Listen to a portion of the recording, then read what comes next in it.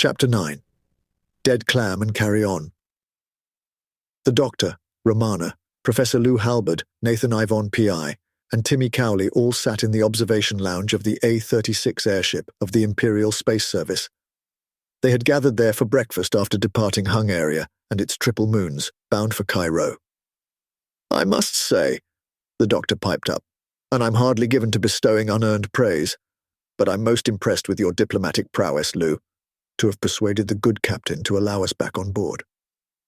The Doctor had returned to the TARDIS with Romana once they had arrived back from Visegrad Castle, Dr. Nugati's ancestral home.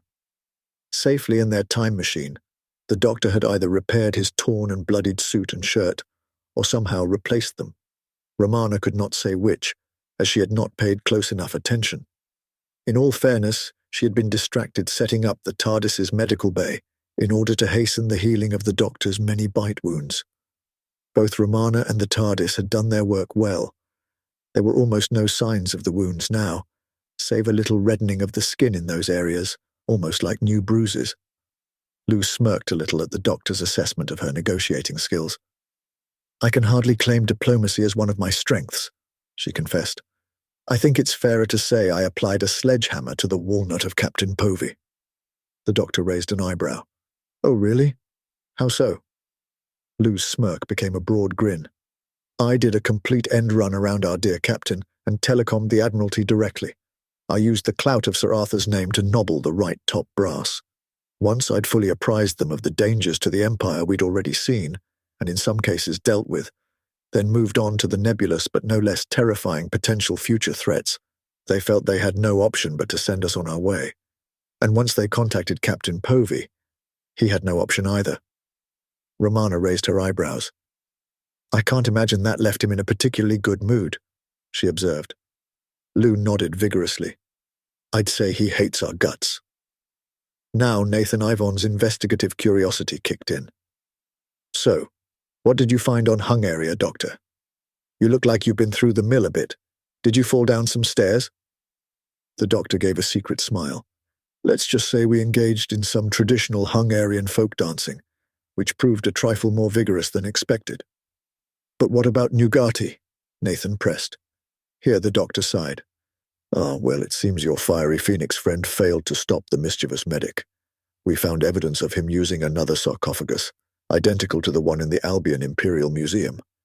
Moreover, from the burn marks we found, it is likely he used it in the same way the thief did in escaping the museum with the scarab amulet, although presumably sans the disastrous effects we saw both on the mummy and poor Lou's right arm." Lou winced involuntarily at this mention of her weakened limb. Nathan had been feeling around inside his trench coat. The Doctor guessed for what, the brass Nepalian phoenix bell. "While I appreciate your concern for your avian friend," the Doctor began, waggling a warning finger, "I really don't think you should try calling for it here and now. Granted, the ship may be filled with helium bags rather than hydrogen, but we are still in deep space and I would so hate for us to run out of oxygen." Nathan withdrew his hand from inside his coat and nodded sheepishly. "No, I'm afraid our little excursion into the depths of Hung Area was largely fruitless. We can only hope to arrive on Cairo with time enough to prevent, well, whatever it is exactly that Nugati is hoping to achieve. I somehow doubt it is anything particularly warm and fuzzy." Nathan looked uncomfortable, which everybody put down to concerns over the fate of the Phoenix. With everyone now aware of everyone else's business, they returned their attention to breakfast. Unfortunately, it seemed peace and quiet were not on the menu.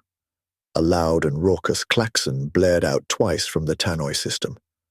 The museum party all exchanged questioning looks, but clearly no one was any the wiser as to the cause of this alarm. Even looking out of the windows gave no clues. All was inky blackness, studded with stars. A smile crept across the doctor's countenance as he spotted a familiar face. Standing nearby, looking at least as confused as the Time Lords and their companions, was Sub-Lieutenant Leslies, the ship's steward. He was on his usual duty of passenger liaison. The doctor waved cheerfully to him, and he ambled over. "Oh, I say, hello. It's so terribly thrilling to see you all on board again. I'm so glad you and the captain were able to patch things up and get back to getting on very well." "Oh, yes," the doctor said, nodding vigorously.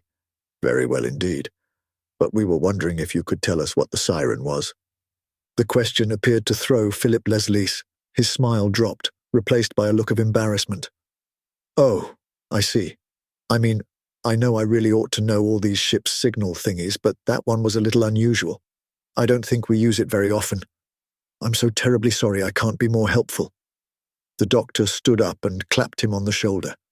He had long ago reached the conclusion that Philip Leslies was a potentially useful individual, at least to them. It was funny how the captain seemed to feel the complete opposite. "Fear not, dear sir," the doctor said reassuringly. "Why don't we just go up and ask our good friend, Captain Povey, himself? That way you can put the minds of any passengers at ease." Sub-Lieutenant Leslies beamed broadly. "Oh, I say, rather," he gushed. "That sounds like an absolutely spiffing idea." He turned and started off towards the front of the gondola. The doctor followed a step behind.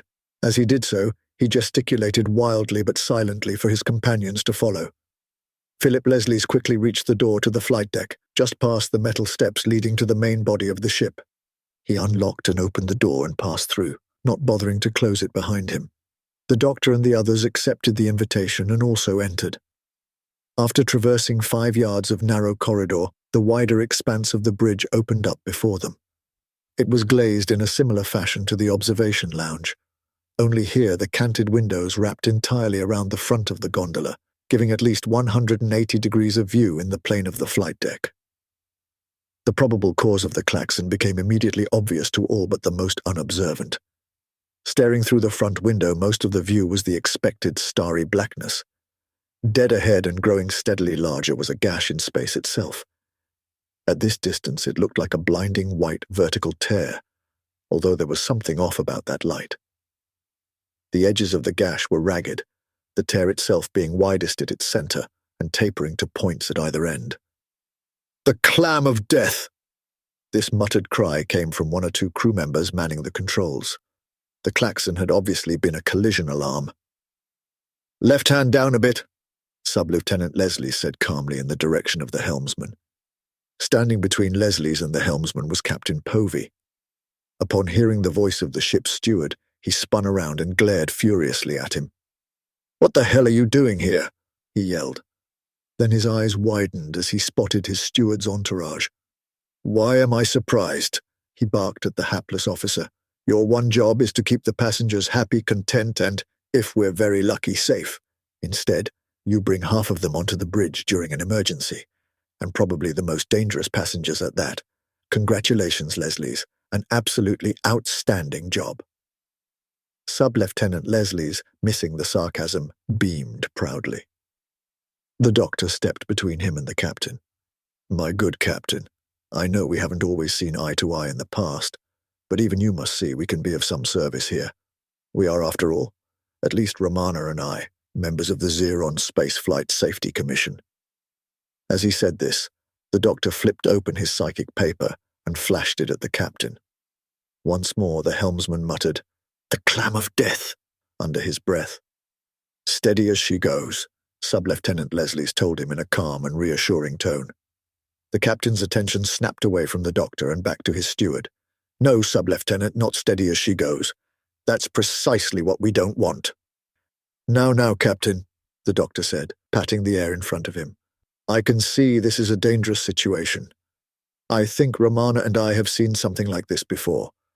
But you seem quite familiar with this clam of death, so perhaps you could enlighten us as to the full extent of the peril?" The captain's frown returned to the doctor, but it seemed he was considering the merit of his words. "Yes, we are familiar with these things," Captain Povey began.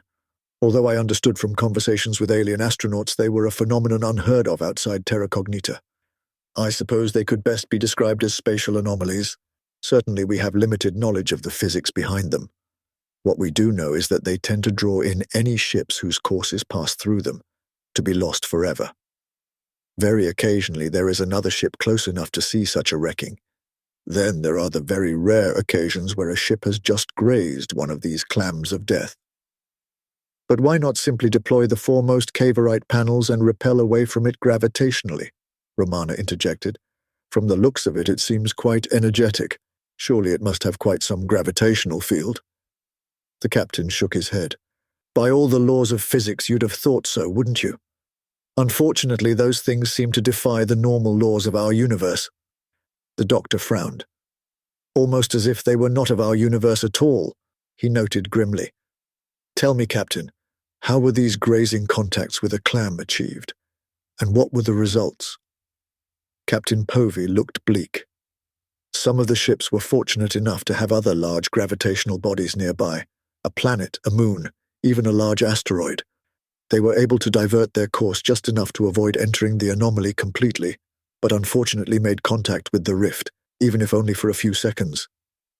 And the results? Romana prompted. Total insanity for the entire ship's company, the captain told her. The doctor and Romana exchanged knowing and slightly terrified glances. We know what this is. We've seen one before, the doctor informed everyone. Romana, stay here and see if you can help divert the ship, and try to dissuade people from looking out of the windows. I'll be right back. The doctor dashed from the flight deck. Romana frowned at her vanishing companion. The last she heard of him were his DM-shod feet clattering up the metal steps just outside the bridge. So, Romana said decisively, turning to Captain Povey, are there any nearby gravitational bodies we can push off from? The captain frowned at her. By now the clam of death was looming large in the window ahead of them. No longer did it look like some bright gash of light. Now it seemed to have some discernible features and qualities. Too many, in fact. It was as if every color, every texture, every sensation clamored to exist at once inside this rift in reality. Take a look for yourself, Povey suggested. We are truly in deep space. Hung area lies directly aft while Cairo is almost dead ahead. It certainly would be by the time we'd arrive. It seems we may miss our appointment. The mad vision of the tear in space-time now completely filled the view ahead. It must have been 100 times the width of the ship, while its height was 10 times its width. Don't look out of the windows, Romana cried desperately. This had the unfortunate effect of prompting most people to do the exact opposite. Steady as she goes, Captain Povey said with a hopeless chuckle. Just as the nose of the envelope was about to touch the boiling maelstrom of the rift itself, a different weird sight distracted everyone. A shimmering wave of semi-transparent light or energy swept past the side windows, seeming to emanate from behind the ship, or at least from further back on the ship itself. This undulating field narrowed and met in a point just in front of the nose of the ship, and not a moment too soon. The mysterious field appeared to dull the nightmare image inside the clam of death, but did nothing to slow the progress of the ship. The A-36 slipped through the hole in space-time and was entirely swallowed by the bulk. The insane chaos of sensory stimuli still existed beyond the windows of the bridge. Indeed, it was all that existed there. Although dulled by the strange, shimmering field, its effects were almost impossible to bear. Sub-Lieutenant Leslie's doubled over and threw up behind a chair. I said don't look out of the windows, Romana snapped, attempting to follow her own advice. A double klaxon sounded, the collision alarm. Clearly someone else had not been following her advice. The helmsman, terrified and queasy-looking, had sounded the alarm.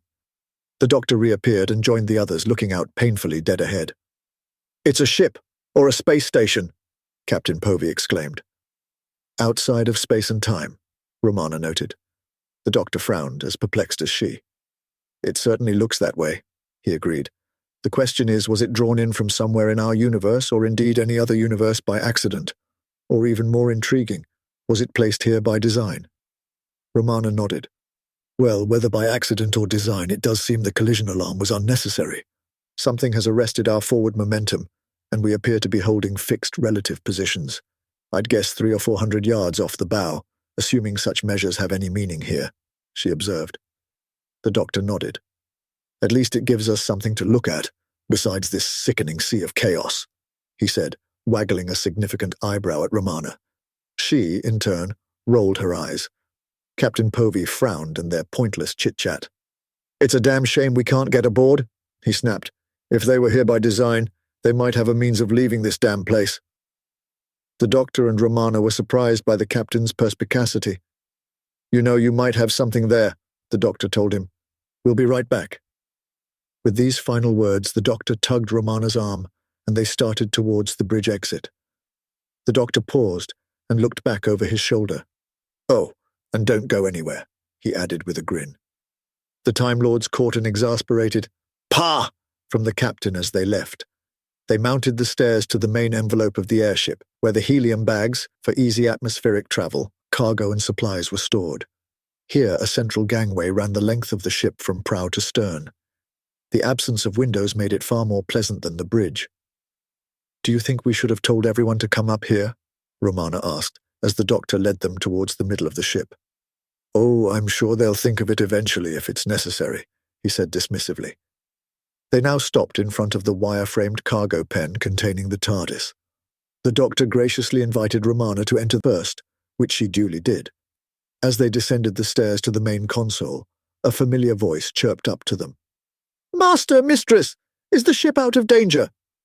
K9 had been somewhat unceremoniously connected to the central console of the TARDIS, a confused mass of wires leading from his own maintenance hatch to a missing panel in the console. K9, the doctor cried cheerfully. Good boy, you've done very well. For now the danger is past, or at least staved off for a bit. K9 whirred and flashed with satisfaction. Affirmative, Master. Romana gave a twisted, knowing smile. You used K9 and the FDSS, the four-dimensional stress set, to extend the TARDIS's own space-time manipulation field around the A36, didn't you? The doctor inclined his head. Guilty as charged, he admitted cheerfully.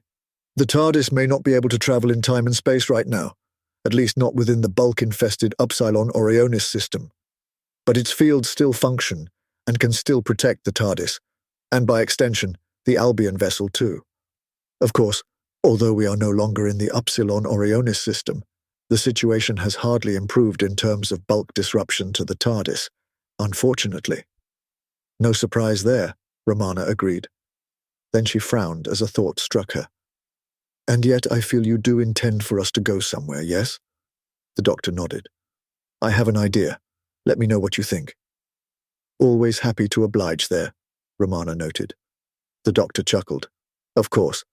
Now this old Type 40 cannot do a site-to-site space-time transport, unlike your own more modern personal TARDIS you left at home. Romana nodded. Yes, it would require a fair bit of extra kit installing for this old thing to manage that. You are thinking of boarding the space station or whatever that thing out there is? Exactly. Limited as my old girl may be, she can quite happily transport things around inside herself with ease, hat stands, showers, classic cars, etc. Romana cautiously agreed. True, but the space station is not inside the TARDIS. The doctor grinned. Not yet, he corrected confidently. Now he turned to K9. K9. Can you extend the field around both the TARDIS and the A36 to include the body lying directly ahead of the Albion vessel? K9 whirred and chattered as he cogitated on the problem. Negative, Master. The power of the TARDIS, even with that of myself and the FDSS included, is insufficient to surround such a volume. The doctor stuffed his hands into his pockets. Bother. There must be a way around this to increase the power. Romana looked thoughtful. Or perhaps reduce the problem. A look of realization passed over the doctor's features. Of course, Romana. That's actually quite brilliant. Romana did her best impression of the doctor, trying to be modest. Ah, well, you know, I have my moments. The doctor grinned, shaking his head. K9, can you extend the field but only in the forward direction without increasing the width or even the length to the rear? Perhaps only enough to intersect with part of the space station ahead? K9 whirred again. Affirmative, Master. This task lies within the power limitations. The doctor nodded and flashed Romana an appreciative smile. Excellent, K9. Then do so at once. K9 began more noisy, flashy thinking. The central column of the TARDIS had been slowly rising and falling since the Time Lords had entered, unusual when not in flight, but an indication of the effort required to maintain their protective filter. Now the rate of rise and fall increased, as did the pitch of the engine notes. All adjustments completed, Master Mistress. Field corridor now intersecting a small portion of the interior of the unknown object, K9 reported briskly. So, shall we take a trip to see who or what is inside that station? The doctor asked Romana. Romana raised an eyebrow. And what if it's just a vacuum, or poison gas, or a piranha tank? Then it will be a very short trip, the doctor responded with a wink. Romana rolled her eyes. Helpful as always. But also, how will we get back from the space station if we need to? I assume K9 can bring us back? Affirmative, mistress, K9 piped up. As long as you tell me to. Romana frowned at the doctor. Any ideas how you might achieve that? The doctor pondered the problem. Finally, he withdrew his sonic screwdriver and made an adjustment to it. He then chirped it once in the direction of the robot dog. K9, if I chirp like that within the confines of the protective field, will you be able to detect it? He asked his metal companion. Affirmative, affirmative, affirmative, K9 gabbled excitedly. As long as you are somewhere within the field, I shall detect the vibrations. That's settled then. If you detect 3 chirps in succession like that, transport us back here immediately. Master, K9 confirmed. The doctor gave a funny little smile. Then, K9, 2 to beam down. Romana narrowed her eyes at the doctor as together they began to fade in and out of existence. The doctor and Romana stood in the center of perhaps the most implausible thing you could find adrift inside the 11-dimensional bulk of all existence. It looked like a tatty down-at-heel square somewhere in London. There was even an utterly convincing grey sky overhead. The few vehicles they could see from where they were standing suggested it belonged in a period from the last decade of the 20th century to the earliest ones of the 21st, as well as a large Victorian railway bridge, in keeping with the residential architecture of most of the square. There was a pub and a church. From the church tower came a peal of bells in C major, rising 1 note at a time until it reached A, before dropping back to a final F note. This pattern was repeated ad nauseum. Attached to a railing which enclosed the center of the square was a street sign. It read in raised letters, Albert Square. The 2 Time Lords looked around them, Romana puzzled, the doctor increasingly disturbed. Finally, the doctor's disquiet found voice. This just isn't right, Romana, he said in exasperation. None of this is real. We're on an artificial station embedded in the multidimensional bulk, Romana said wearily. Of course it isn't real. The doctor shook his head impatiently.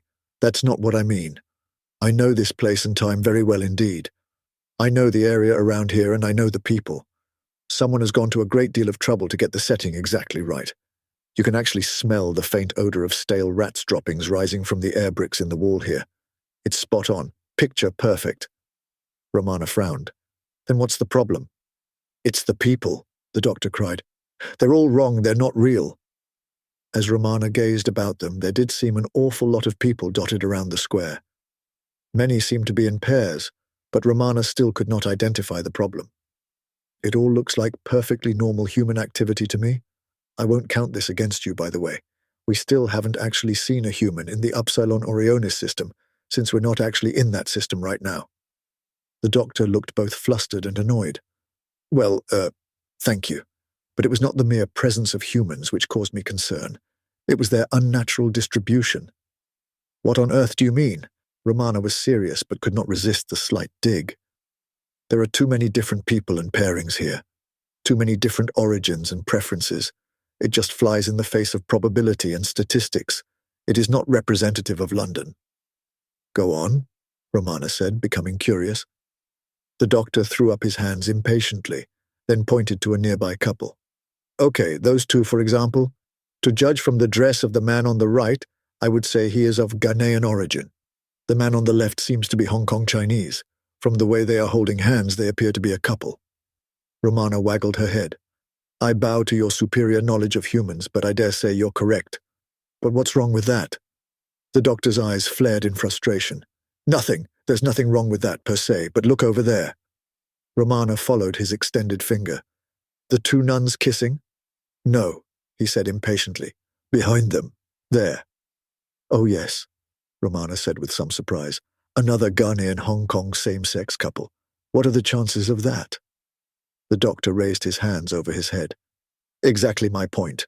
The chances are very low indeed. But the same thing can be said of the entire distribution of these inhabitants of Albert Square. Almost no two couples are alike, except where numbers seem to dictate there needs to be two examples of each pairing, or more than a pairing, or solitary soul. My point is this population is not representative of any part of London, East End or otherwise, that I have ever seen. Romana tutted at the doctor. Oh, come now, doctor. London is very diverse. Anyone and everyone comes to cities like this. The doctor wagged his finger at Romana. Yes, London is multicultural and extremely diverse, and yet birds of a feather still tend to flock together. Let me give you an example. Near this very square, at least the real one, is a famous street called Brick Lane. If you walk up its southern end near Aldgate East, you'll find a higher proportion of the people there are of Bangladeshi or Pakistani origin or ancestry, at least in this era. Of course, you'll find many more there besides, from a variety of different backgrounds, visiting the shops and restaurants, or just wandering in the course of their daily business, or also living and working there. But there is an undeniable skew to that population who do actually live and work in the area.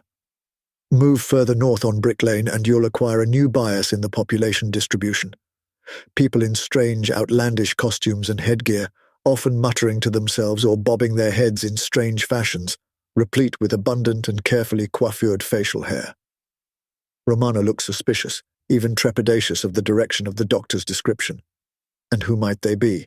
She asked cautiously. I believe they're called hipsters, the doctor informed her. How strange. Very. My point is this Albert Square looks nothing like the real Albert Square, or indeed any other part of London. Its population looks contrived, almost manufactured. At that moment, two women walked up to the doctor and Romana, hand in hand. One had dyed blue hair, multiple piercings and tattoos, such that there was barely a square inch of skin which lacked some sort of puncture and metal accoutrement. The other woman wore a white beanie with red bobble and headband clamped over a mid-length brown bob, red and white horizontal striped long-sleeve t-shirt, blue ankle-length jeans, and the outfit was finished with a tan leather shoulder bag and walking stick. The blue-haired woman introduced herself. Hello, I am a cisgender white female without preferential biases, and this is a lesbian white female, also without preferential biases, and we are non-physically intimate or invasive life partners. It seemed as though she was expecting a response, although the doctor and Romana were equally bemused by her introduction. Romana took up the challenge. Well, I am Romana, and this is the doctor, and we are explorers. The blue-haired woman and bobble hat-wearing partner both frowned and looked utterly bemused. Their heads twitched a little as they clearly attempted to process what they had heard. Eventually, after about a minute of mute, agitated confusion, they turned and wandered off. Well, that was the queerest introduction I think I've ever heard, the doctor said, still puzzled by the whole interaction. And believe me, I've heard a few. Romana shared his befuddled expression. They did seem inordinately obsessed with bodily functions. It was almost as if they were defined by them. Looking at the pairings around us, the doctor said, doing just that. It seems they may not be the only ones. I have a suspicion. As he said this, he pulled out the sonic screwdriver. He activated the scanning function. Nearby, an imam was nibbling the ear of a rabbi. As soon as the scan began, they both began to wobble, body, clothes, everything. The doctor stopped the scan and they instantly stabilized and returned to their previous behavior. As I thought, the doctor proclaimed, they are not human at all. They are programmable matter, or gangers. I would say they've not even had genuine human personalities uploaded to them. More relatively crude and simplistic characters, created through old-fashioned coding. Artificial intelligence, if you will. Romana nodded slowly. Then she began to sing. And they were plastic men and plastic cats and dogs. The doctor looked at her in surprise. I had no idea you were so knowledgeable about Earth music. Romana gave him a cheeky smile. You're not the only person ever to set foot on the planet, you know. You certainly dragged me there enough times. Fair enough, the doctor conceded. Anyway, programmable matter would explain quite a lot, I suppose. Although why create such bizarre, non-lifelike artificial personalities? Why are they here? Not a single real person amongst them? The doctor smiled and tapped Romana on the shoulder, pointing. Oh, I think there might be one, he said archly. Just beyond the necking nuns, leaning casually against the wall under the railway bridge, was an archetypal Catholic priest, black suit, shoes and socks, white shirt, and of course dog collar. He also had white hair, prematurely to judge from his face, which seemed to be of a man in his mid-40s to early 50s. His eyebrows were thick and of a deep brown. He was smoking a cigarette and regarding all around him with a relaxed air, as if simply enjoying the sights. Him? Romana asked. He doesn't look all that unusual or special. The doctor chuckled. Well, in a way, that's kind of my point. But more importantly, can't you smell him? Romana frowned. Then her eyes widened in shock. The shock quickly shifted to utter outrage. She began to march across the square, forcing the doctor to trot a couple of steps to catch up. As they reached the priest, the doctor began saying, Now, Romana. Before he could finish, Romana had landed a well-placed right hook to the man's jaw, sending him sprawling to the floor. Monster! She yelled down at the dazed priest. Romana! The doctor shouted disapprovingly as he reached down to offer the man a hand up. Not every Time Lord in the bulk is an inexplicably gender-swapped Rani. He then looked around for a second. Although that might be somewhat in keeping with the surroundings, he conceded. Romana looked angry and confused as the doctor helped the priest to his feet. But, he is a Time Lord? I know he is. I sensed it. I went through a phase of hitting villains myself once, the doctor said sympathetically. In this very body, in fact. Or the identical previous one. You know what I mean. We all make mistakes. Then who is this? Romana, allow me to introduce the Time Meddler. Delighted to meet you, to be sure, the Time Meddler said in a rough approximation to an Irish brogue, extending a hand. Romana took it uncertainly and shook it. The Time Meddler? Romana echoed. I've never heard the name before. Who is he? And what is he, a Time Lord, doing here inside the bulk?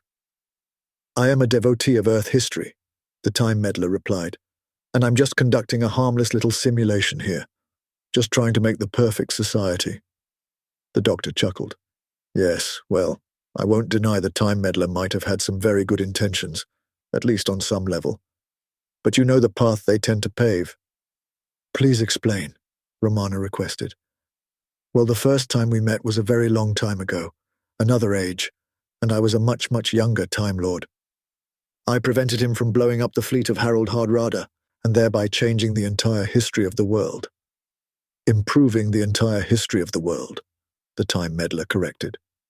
The doctor frowned at him. Had I not prevented this, with the aid of my companions, not only would history have been radically altered, time itself possibly irreparably damaged. He would have killed hundreds, if not thousands, of people in his attack. Don't let his smiles and charm fool you. He is but a hair's breadth from a mass murderer. The Time Meddler tutted, shaking his head. When next we met, the doctor continued, I was still a very young Time Lord, the same regeneration in fact, and he was attempting to meddle in the history of ancient Egypt, during a Dalek attack no less. Needless to say, left unchecked, he could have caused equally deadly havoc. Romana could not help but smile a little. It's certainly unusual to find someone even more obsessed with Earth than you, she said mischievously. The doctor waved the comment aside impatiently. Now, Time Meddler, what exactly are you doing here, with your simulation and the bulk? He spread his hands wide, smiling. I'm trying to create the perfect Earth. Nothing more, nothing less. This space station is my dry run, before I drop in on the Earth proper in this period and start some social engineering for real. It will be glorious to behold. As to how I ended up in the bulk, well, I came across a system in my TARDIS riddled with space-time fractures. Luckily, I was on the very edge of the system, else I suspect my TARDIS would have failed altogether. Slowly over time, I was able to fashion a local space-time stabilizer circuit, which allowed me to travel through this choppy space-time region. Then I discovered the rifts regularly appearing to the bulk. It took many years, but eventually I was able to construct a screen, much like yours, which blocked out the worst and most maddening elements of that realm. 'Twas but a short step from that to a private, undisturbed research station in the bulk. The doctor frowned. Oh, so you know we used a similar device? The Time Meddler grinned. I saw the field from your TARDIS penetrating mine the second it occurred. My TARDIS alerted me. That was how I was able to be out here to watch you arrive. So you knew we were coming? Romana asked. Of course, my dear, the Time Meddler responded with charm. And as my guests, perhaps you would care for a cup of tea. It's fine. We only recently had breakfast, the doctor replied. Oh, go on. Just a little cup of tea, the Time Meddler insisted. The doctor waved his head more vigorously this time. Really, it's fine. We don't need tea.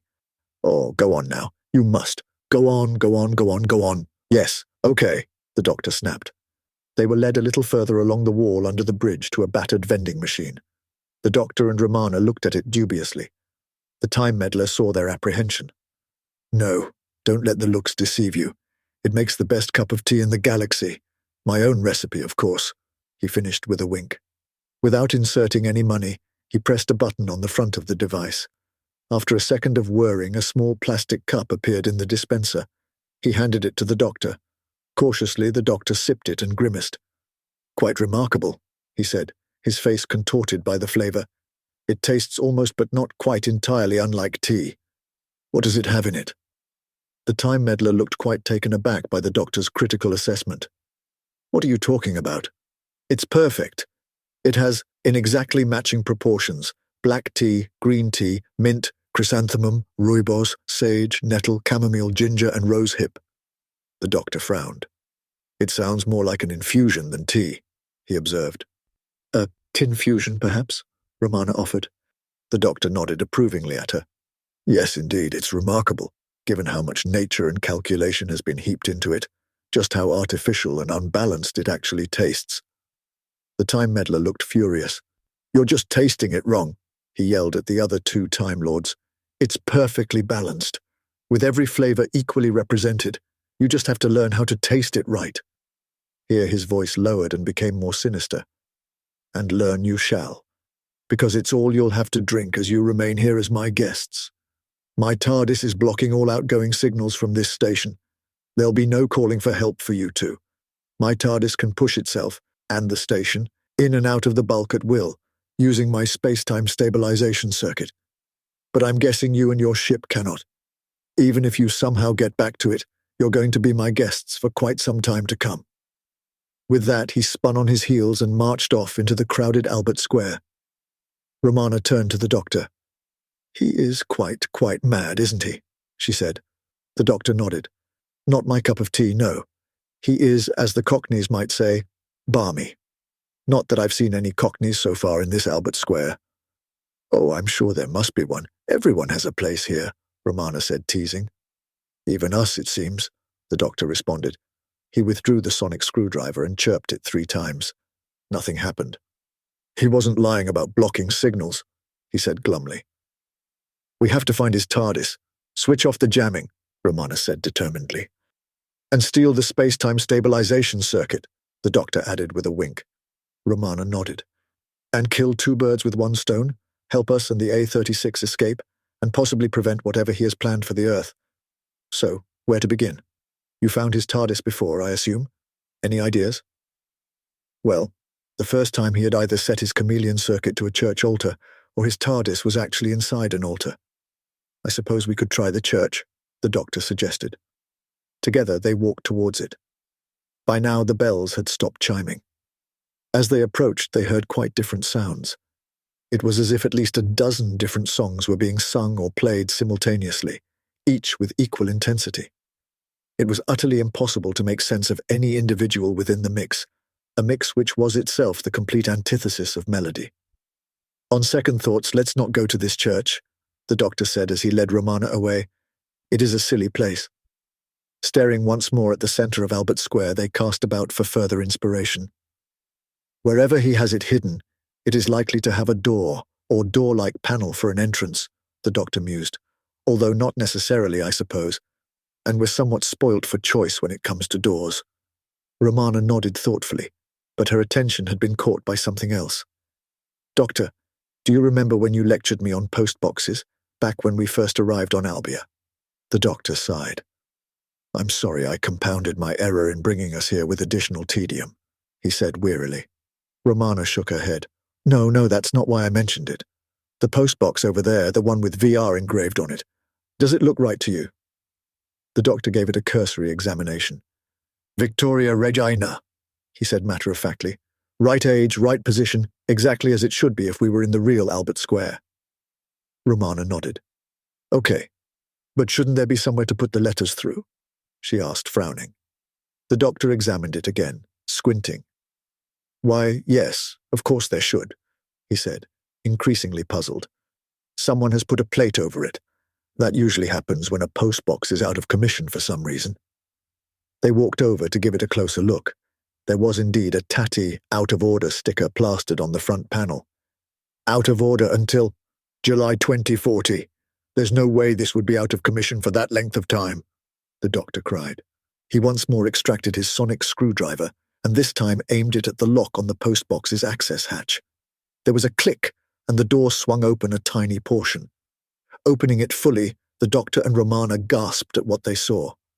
"Quick, inside!" the doctor ordered, "before the time meddler sees us." Romana's brow furrowed. "It's a bit small, isn't it?" "Big enough if we go in one at a time," the doctor reassured her. "After you," he then added. On hands and knees, first Romana, then the doctor clambered through the hatch, the doctor pulling it shut behind them to hide their crime. The inside of the door was of a normal height for a TARDIS, that is. They stood in a modest-sized main console room, white walls, complete with roundels, and a functional hexagonal main control unit taking up the center of the room. "And there was I thinking you were the traditionalist," Romana remarked with a mischievous grin. "Very old school. He hasn't even switched it from the default interior." The doctor cocked his head at her. "Not just old school," he corrected. "It's a Type 4. Romana's mouth fell open. A Type 4. What on Gallifrey is he doing with a museum piece like that? Where would he even find one? And why would he want to use it in the first place? The doctor chuckled. Because it's contemporaneous with him. He is from a much earlier epoch in Gallifreyan history than you or I. When men were real men, women were real women, and small furry creatures from Alpha Centauri were real small furry creatures from Alpha Centauri, the doctor explained, gesticulating around them grandly as he did so. Romana nodded. I had heard something about our past to that effect. Explains his oddly cavalier attitude to the preservation of historical accuracy. I suppose it might also explain why his TARDIS is not secured with a TARDIS key, she added. The doctor grinned back. Yes, it was a simpler age, a more trusting age, and clearly he also never learns. And yes, bumping into our ancient history is just one of the perils of being a Time Lord. Just look at the number of times Rassilon's cropped up. Romana nodded. Fascinating as all this is, we really should get to work finding what we came for and turning off his signal blocker. The doctor agreed, and together they set to work. Romana and the doctor stood outside the postbox once more. The access door was still open, and the doctor had hold of a pair of long, coiling wires attached to a button. Doctor, what on earth have you got there? Romana asked impatiently. I disabled the signal jammer, and you removed and pocketed the space-time stabilization unit. Now what are you doing? The doctor grinned evilly. Oh, there was just one more circuit I wanted to remove from his TARDIS, but it has one more task to perform before I do. He pressed the button. There was a hum as something activated within, then it ceased. The doctor yanked at the wires and an object clattered to the floor inside the time machine. He reeled it in using those same wires until he had another small TARDIS circuit in his hand. Romana looked through the still open postbox door and giggled. Then the doctor closed it. Quick, Romana. Let's retrace our steps to where we first arrived. I think it's time we left this weird simulation to the tender ministrations of the Time Meddler before he throws any more spanners into our works. They walked back through Albert Square to the spot where they had first materialized. As they arrived, they heard a familiar voice hailing them. Hey there. Where have you been? I've been looking for you everywhere. I've so much more of this perfect world to show you. You will learn to appreciate it, the Time Meddler said with a wink. The doctor gave him a secret smile. "Oh, to be sure, it would be a sight to behold. Unfortunately, we have to go on." With these final words, the doctor pulled out his sonic screwdriver and gave 3 swift chirps. Almost immediately, the sounds of dematerialization could be heard, and the doctor and Romana began to fade in and out. The time meddler's eyes widened in horror as he realized where they must have been. If he had any final words for them, they were gone before he ever had the chance to utter them. Now, back in their own main console room, Romana and the doctor instantly busied themselves installing the space-time stabilization circuit, while K9 did his best to get out of the way. "I think I can return us to the Upsilon Orionis system through the space-time rift, but also maintain our previous direction and momentum, since they were attributes of our universe which we owned before entering the bulk." Romana inclined her head and opened one hand, inviting him to proceed. To anyone watching the Clam of Death from inside the Upsilon Orionis star system, the sight would have seemed oddly unremarkable. As the A-36 airship entered the rift from one side, it exited from the other at exactly the same moment. From this universe's point of view, the spaceship had spent no time at all anywhere else, and had passed straight through the rift from one side to the other. Obviously, those on board had experienced a few hours inside the bulk, but fortunately with no lasting ill effects beyond the odd upset stomach. As the doctor and Romana watched the space-time rift recede on the TARDIS's scanners, the doctor leaned towards his companion. "You realize with the space-time stabilization circuit we don't actually have to stay here anymore. We could go anywhere you like," he suggested. Romana shook her head and slapped him lightly on the shoulder with the back of her hand. However, she could not entirely suppress a smile. "While that's very generous of you, I rather think we should see this through. I mean, perhaps the rest of the universe might survive the complete disintegration of the Upsilon Orionis system. Then again, perhaps it might not. And even if it could survive, it seems a shame to leave our new Albion and Hungarian friends to potential oblivion. No, I think we're in this to the bitter end." The doctor nodded sagely in agreement. The A-36 continued its graceful passage onwards towards the planet of Cairo. While most of the inhabitants of Albert Square continued their merry social dance, one individual was on a mission. The time meddler dashed over to the postbox, opened the access hatch, and threw his head and shoulders inside, but went no further. Instead, he gave a wordless cry of despair.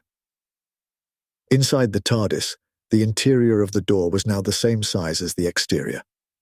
Everything else was similarly truncated and foreshortened, down to just under half their original lengths and heights. Although he might just be able to worm his way inside, things would be very uncomfortable and, at best, fiddly and difficult to control. He now saw the twin voids in his previously pristine central console. One had been for his space-time stabilization circuit. The other had been for the ship's internal dimensional adjustment mechanism. Clearly neither his TARDIS or the space station would be leaving the bulk any time soon. "Oh no, not again," the time meddler said despondently. His chin fell onto the palm of his right hand, his right elbow upon the floor of his hobbled time machine. All he could do was stare around in despair at the center of his brand-new prison.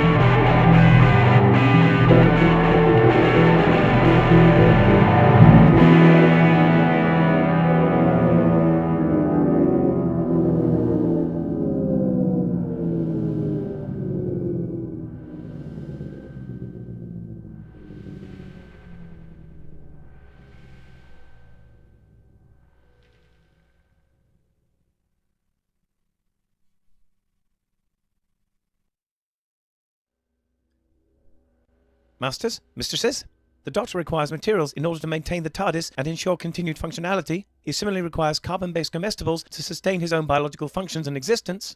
Master would never say this, but he requires aid beyond that supplied by this unit in order to acquire these. To aid the Doctor in his various tasks and creations, this can be most effectively achieved via Patreon or Substack subscriptions, or through donations directly to PayPal. Or if you desire physical goods in return for your contributions, written accounts of my travels with the Doctor are also available on Amazon. Links are in the description below. Thank you, Masters, mistresses.